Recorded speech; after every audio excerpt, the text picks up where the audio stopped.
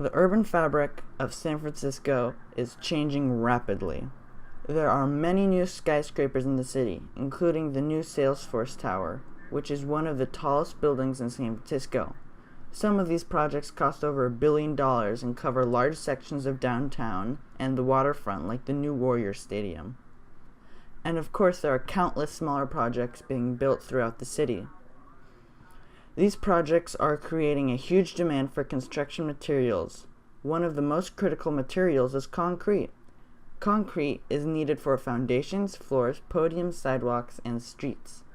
It is often the first stage of construction as the massive building foundations and parking structures are poured. One concrete truck holds about 10 cubic yards of concrete. It takes approximately 800 truckloads of concrete to pour the foundations for a large office building. In San Francisco, the cement plant industry is located on Pier 92 in southeast San Francisco. The plants located there are composed of mixing, loading, and sand storage facilities. To make concrete, sand is mixed with cement and other materials and then dropped into trucks for delivery.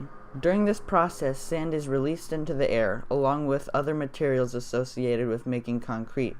Particulate emissions are also released from the truck diesel engines, and the truck also kicks up a considerable amount of dust. Our inspection of Pier 92 indicated that there were many particulates in the area. We consequentially decided to take air measurements around the batching plants to see what level of emissions are created on Pier 92 and whether these particulates can be affecting the nearby Bayview community. In June of 2018, we took our first measurements as we surveyed the pier using PM10, PM2.5, and PM1 monitors.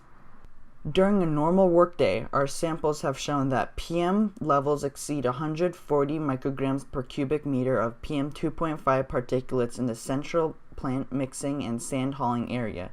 This is considered unhealthy air by the EPA. The Lancet Science magazine recently published a report that correlates the onset of diabetes with particulate emissions. The study's disease threshold applies to emission levels exceeding 10 micrograms per cubic meter. A review of San Francisco health statistics show that Bayview has the second highest incidence of diabetes hospitalizations in the city. Our readings have shown that average particulate levels in the Bayview neighborhood adjacent to Pier 92 consistently have over 10 micrograms per cubic meter and are often as high as 40 plus micrograms per cubic meter. At Youngblood Park, which is a local soccer and sports field, we have registered 50 plus micrograms per cubic meter on our survey day, well above the threshold established by the Lancet study. Other studies have shown that autoimmune diseases such as arthritis, lupus, and MS have increased in prevalence worldwide. While genetic predisposals play a role, environmental factors are a major contributor.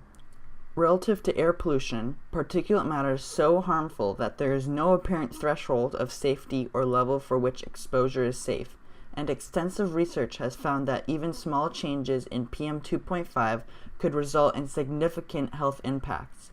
Even short-term increases in exposure of PM2.5 pose health concerns for those exposed.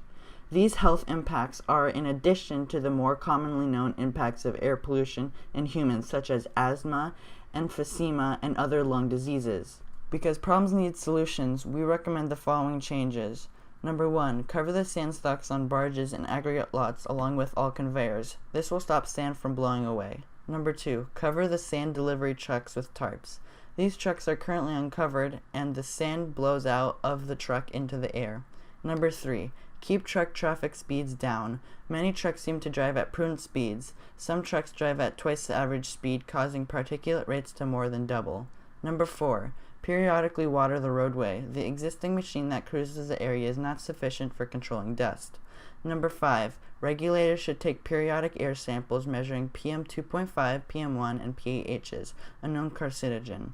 PM1 is rarely monitored but can travel long distances due to its small size. New buildings are vital to a growing economy, but we need to understand what impacts construction activity has on residents in the surrounding areas. Resolving the impacts of this site would be inexpensive and fast. However, it requires constant monitoring.